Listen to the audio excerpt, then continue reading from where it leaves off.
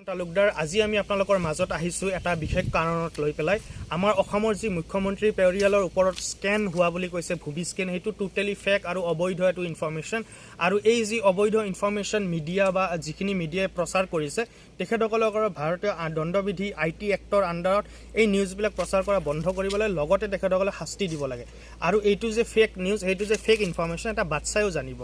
কাৰণ এই কাৰণে জানিব মই আপোনালোকক ইয়াৰ এভিডেন্সখিনি কৈ আছোঁ RBS ৰিয়েলটো প্ৰাইভেট ৰিমিটেজ এটো এটা কোম্পানী হয় আৰু এই কোম্পানীটো কোনো ধৰণৰ আপোনাৰ NGO বা সোসাইটি নহয় এটো এটা কোম্পানী হয় কোম্পানী এটা আপুনি জানে মই জানো যে কোম্পানীৰ মালিকে যি ইচ্ছা তাকে কৰিব লাগে যে কোম্পানীৰ নিজৰ প্ৰপাৰ্টি বিক্ৰী কৰে কিনে যি কৰে তেখেতে কাৰোবাক শ্বেয়াৰ হোল্ডাৰ দিয়ে বা নিদিয়ে হেতু তেখেতৰ নিজৰ অন ডিসিশন যিজন হেড অফ দ্য মানে কোম্পানীৰ হেড থাকে এইটো কোনো ধৰণৰ সোসাইটি নহয় যে সোসাইটি হলে আপোনাৰ 10 জন মেম্বাৰ থাকিব তেখেতসকলে সমাজৰ কাৰণে বা ETC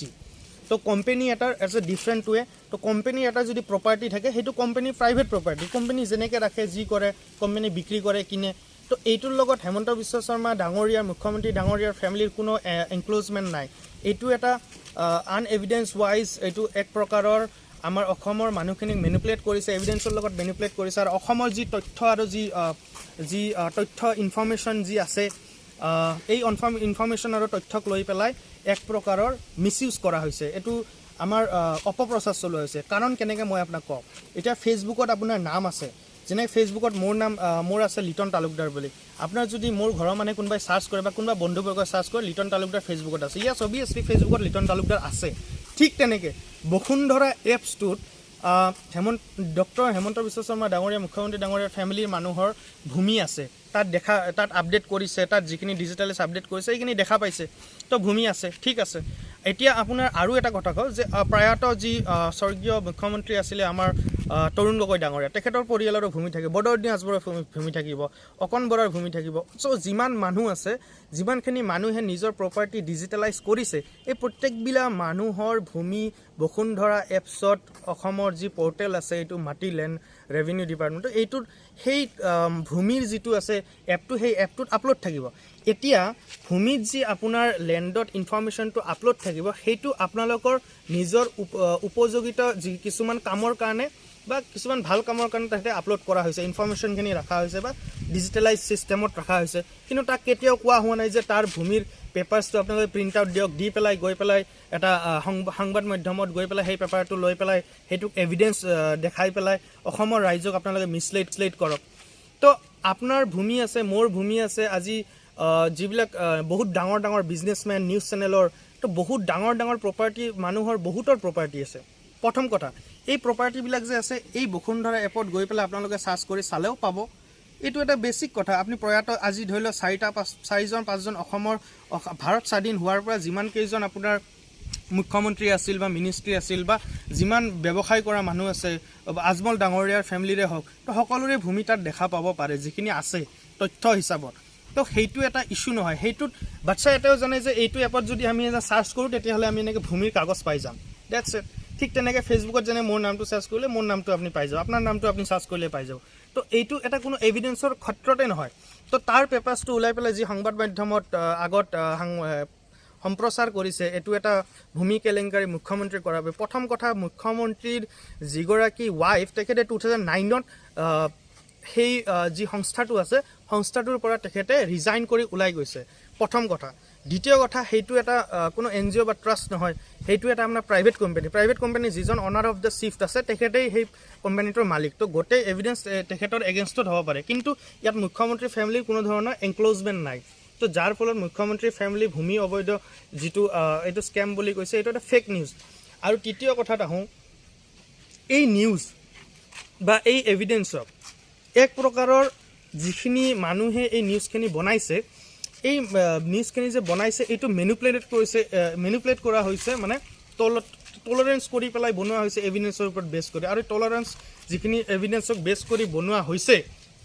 সেই এভিডেন্সখিনি ৰাইজৰ সুবিধাৰ কাৰণে দিছে কিন্তু ৰাইজেতো কেতিয়াও ৰাইজক কোৱা নাই যে এইখিনি আপোনালোকে মিসইউজ কৰিব